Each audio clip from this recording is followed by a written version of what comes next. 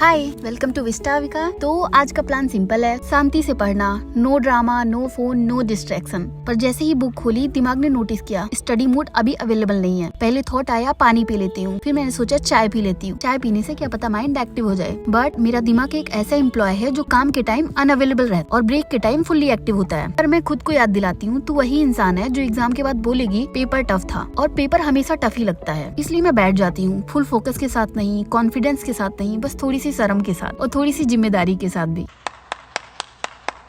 हर 10 minute में दिमाग बोलता है बस ये टॉपिक के बाद छोड़ देते हैं, टॉपिक भले ही मुझे खत्म कर दे। तो ज्यादा बकवास ना करके आज मैंने अपने लिए क्लियर टारगेट सेट कर लिया है, वरना मैं इसी सरकास्टिक जोन में अटकी रहूंगी और सब्जेक्ट्स को रोस्ट करते करते किसी दिन सब्जेक्ट ही मुझे रोस्ट कर देगा। खैर, ये टारगेट मैंने सोचा है डे 11 तक कंप्लीट करने का, ताकि मैं अपनी प्रिपरेशन को एक डायरेक्शन दे सकूं और हर दिन का प्रोग्रेस देख पाऊं। तो अब सबसे पहले मैं पॉलिटी पे फोकस करूंगी, क्योंकि पॉलिटी मेरे ऊपर से जाती है। तो मैं historical background, constitution making process पे और सैलिएंट फीचर ऑफ कॉन्स्टिट्यूशन को कंप्लीट करूंगी 5 दिन में। और सोशियोलॉजी में मैं सोच रही हूँ की थिंकर कंप्लीट करूंगी, like Karl Marx, Durkheim, Weber, Parson और मर्टन को। हाँ, ये सब अभी थोड़ा ओवरवेलमिंग लग रहा है, पर जैसे मैंने पहले भी खुद को पुश किया है वैसे ही अब भी करूंगी। ये व्लॉग इस जर्नी का एक पार्ट है, स्ट्रगल्स भी दिखेंगे, प्लानिंग भी और थोड़ी सी रियलिटी चेक भी। तो दिन की पढ़ाई मैंने कुछ ऐसे स्टार्ट की कि आज का स्टार्ट था पॉलिटी के हिस्टोरिकल बैकग्राउंड से। तो आज पॉलिटी का हिस्टोरिकल बैकग्राउंड कवर किया, 2 घंटे का लेक्चर देखा और की पॉइंट्स नोट किए। मैं ज्यादा थ्योरी लिखना पसंद नहीं करती, तो की पॉइंट्स ही नोट किए। मैंने पहले कॉन्स्टिट्यूशन के ओरिजिन और ब्रिटिश इंडिया के हिस्टोरिकल एवोल्यूशन को टाइमलाइन में डिवाइड किया और ब्रिटिश एरा का ब्रीफ पढ़ के नोट्स बनाए। और पढ़ते पढ़ते 2-3 क्वेश्चन मैं खुद से भी पूछ लेती हूँ, ताकि कॉन्सेप्ट्स याद रहें और लॉन्ग टाइम रिटेंशन हो।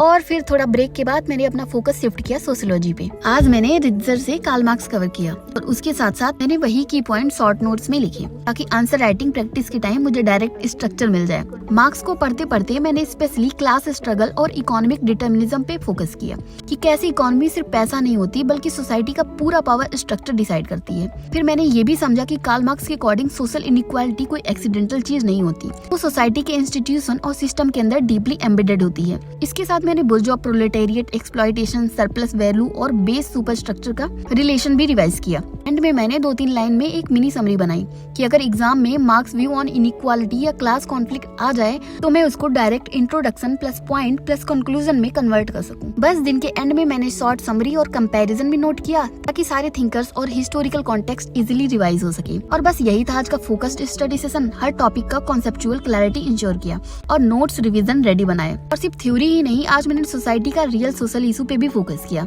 मैंने 30 मिनट न्यूज़पेपर के हाइलाइट्स देखे, ताकि करंट सोशल रियलिटीज और कॉन्सेप्ट का लिंक माइंड में क्लियर रहे। ऑनेस्टली सोशियोलॉजी तभी इंटरेस्टिंग लगती है जब बुक का कॉन्सेप्ट रियल लाइफ से कनेक्ट हो। और एंड में एक बात, जिस दिन पढ़ाई हो जाए, चाहे कैसे भी, चाहे थोड़ा ही, वो दिन ऑलरेडी थोड़ा सा जीत गया होता है। आज मैंने सिलेबस को रोस्ट करने के बजाय थोड़ा सीरियस होना ही सही समझा। तो आज का दिन प्रॉपर स्टूडेंट वाइब के साथ स्टार्ट किया, प्लानिंग की, टारगेट्स सेट किए, टाइम टेबल बनाया, हाइलाइटर्स अरेंज किए, नोट्स को क्लीन किया, चैप्टर को लाइन अप में लगाया। बस एक चीज मिसिंग थी, परफेक्शन।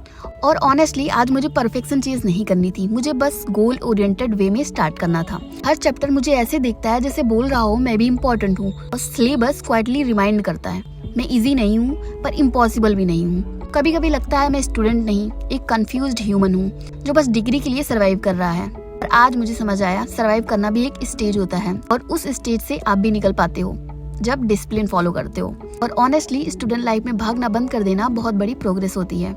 मैं ये ब्लॉग किसी को दिखाने के लिए नहीं, मैं ये अपने फ्यूचर के लिए कर रही हूँ, कि अगर लाइफ मुश्किल लगे तो मैं बोल सकूँ मैं ट्राई करके आई हूँ। सीरियस स्टूडेंट एरा मैंने भी जिया था कभी। सब कहते हैं डिसिप्लिन लाओ, रूटीन बनाओ, 5 बजे उठो। भाई मैं तो उठ जाती हूँ पर जिंदगी नहीं उठती मेरे साथ। बट ये वही वाला मोमेंट होता है जहाँ बुक खुली होती है पर दिमाग में सिर्फ एक थॉट आता है, एक रील देख लूँ फिर पक्का पढ़ूंगी। एक रील के बाद रील पे रील, रील पे रील, और सिलेबस रो रहा होता है कॉर्नर में। पॉइंट पे दिमाग बोलता है छोड़ दे यार, कल कर लेंगे। पर प्रॉब्लम ये है ना, कल कभी आता ही नहीं, बस डेट बदलती रहती है। और इस वक्त कोई ताली नहीं बज रही, कोई अप्रिसिएट नहीं कर रहा, कोई देख भी नहीं रहा। और शायद यही सबसे इम्पोर्टेंट पार्ट है, जो काम तब किया जाता है जब कोई देख नहीं रहा होता, वही काम आगे जाके सबको दिख जाता है। आज मैं शो के लिए नहीं पढ़ रही, मैं फाउंडेशन के लिए पढ़ रही हूँ। लोग कहते हैं पढ़ाई के बीच में ब्रेक लो, मैं ब्रेक के बीच बीच में पढ़ाई ले लेती हूँ। थोड़ा सा पढ़ती हूँ, फिर थोड़ा सा थक जाती हूँ, फिर थोड़ा सा ड्रामेटिक ओवर थिंकिंग करती हूँ। दिमाग बोलता है तू ये नहीं कर पाएगी, मैं बोलती हूँ तू चुप रह, मुझे पहले चैप्टर खत्म करने दे। परंपरा, प्रतिष्ठा, अनुशासन। आज कोई रेवोल्यूशनरी पढ़ाई नहीं हुई, पर जितनी हुई वो गिल्ट फ्री हुई, और गिल्ट फ्री पढ़ाई मेरे लिए पर्सनल अचीवमेंट है।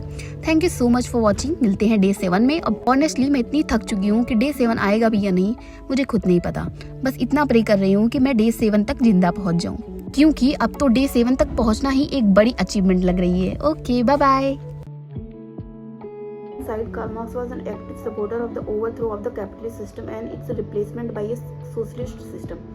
Although he did not develop a theory of socialism, he spent a great deal of time criticizing various aspects of capitalist society. In addition, he engaged in a variety of political activities that he hoped would help bring about the rise of socialist society.